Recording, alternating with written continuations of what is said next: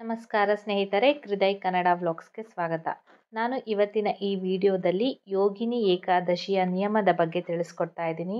ಹಾಗೆ ಈ ನಿಯಮವನ್ನು ಪಾಲಿಸೋ ಮುಂಚೆ ಒಂದು ದಿನದ ಮೊದಲು ಈ ಕೆಲಸವನ್ನು ಮಾಡಬೇಕಾಗತ್ತೆ. ಹಾಗೆ ಯೋಗಿನಿ ಏಕಾದಶಿಯ ದಿನಾಂಕ ಹಾಗೆ ನಿಯಮಗಳು ಏನೆಂದು ಈ ವಿಡಿಯೋದಲ್ಲಿ ನೋಡೋಣ. ನಮ್ಮ ಹಿಂದೂ ಸಂಪ್ರದಾಯದಲ್ಲಿ ಯೋಗಿನಿ ಏಕಾದಶಿಯನ್ನು ಬಹಳ ಮುಖ್ಯ ಅಂತ ಪರಿಗಣಿಸಲಾಗಿದೆ.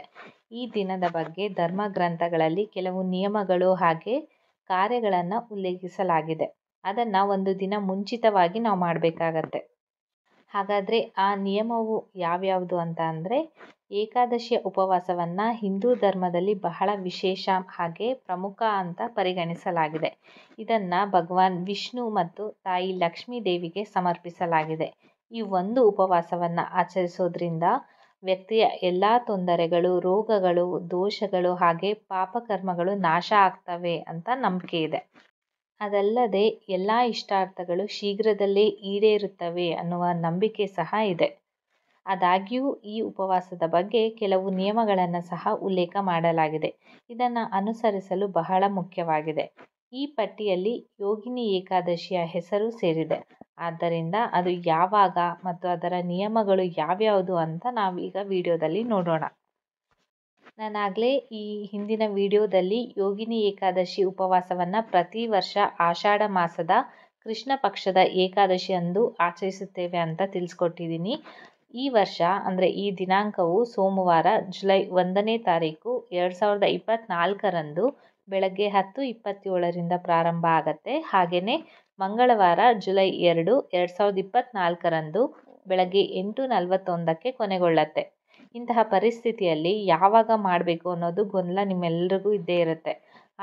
ಆದರೆ ಉದಯ ತಿಥಿಯ ದೃಷ್ಟಿಯಿಂದ ಅಂದರೆ ನಮಗೆ ಸೂರ್ಯೋದಯದ ಸಮಯದ ದೃಷ್ಟಿಯಿಂದ ಈ ವರ್ಷ ಯೋಗಿನಿ ಏಕಾದಶಿಯನ್ನು ಅಂದರೆ ಉಪವಾಸವನ್ನು ಜುಲೈ 2ನೇ ತಾರೀಕು ಮಂಗಳವಾರ ಆಚರಿಸಲಾಗತ್ತೆ.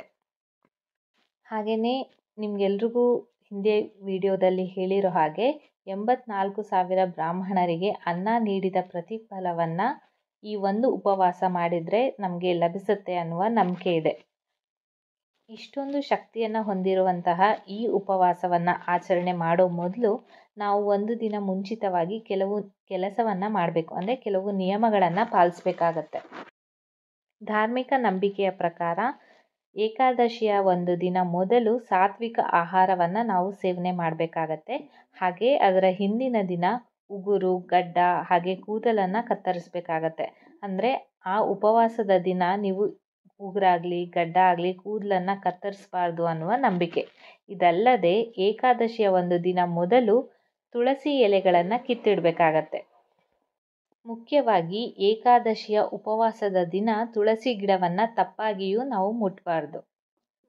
ಹಾಗೆಯೇ ಇದರ ನಿಯಮಗಳನ್ನು ನೋಡೋದಾದರೆ ಯೋಗಿನಿ ಏಕಾದಶಿಯಂದು ವಿಧಿವಿಧಾನಗಳ ಪ್ರಕಾರ ವಿಷ್ಣು ಹಾಗೆ ತಾಯಿ ಲಕ್ಷ್ಮಿಯನ್ನು ಪೂಜಿಸಬೇಕಾಗತ್ತೆ.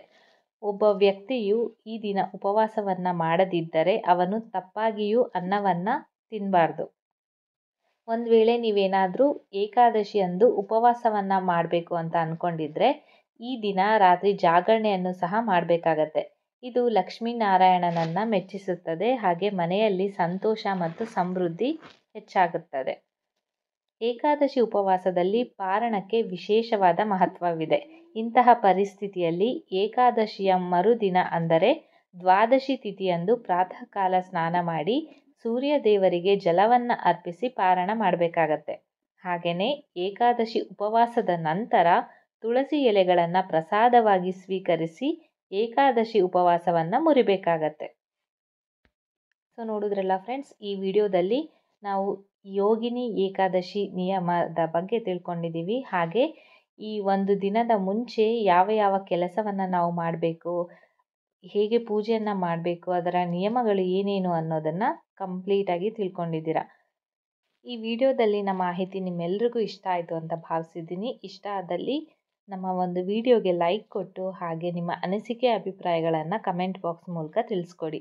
ಹಾಗೆಯೇ ನೀವೇನಾದರೂ ಫಸ್ಟ್ ಟೈಮ್ ಚಾನಲ್ಗೆ ಭೇಟಿ ನೀಡಿ ಈ ವಿಡಿಯೋವನ್ನು ನೋಡ್ತಾ ಇದ್ದರೆ ಸಬ್ಸ್ಕ್ರೈಬ್ ಮಾಡೋದನ್ನು ಮರಿಬೇಡಿ. ನಾನು ಮತ್ತೆ ಮುಂದಿನ ವಿಡಿಯೋದಲ್ಲಿ ಹೊಸ ಮಾಹಿತಿಯೊಂದಿಗೆ ನಿಮ್ಮ ಮುಂದೆ ಬರ್ತೀನಿ. ಅಲ್ಲಿವರೆಗೂ ನಮಸ್ಕಾರ.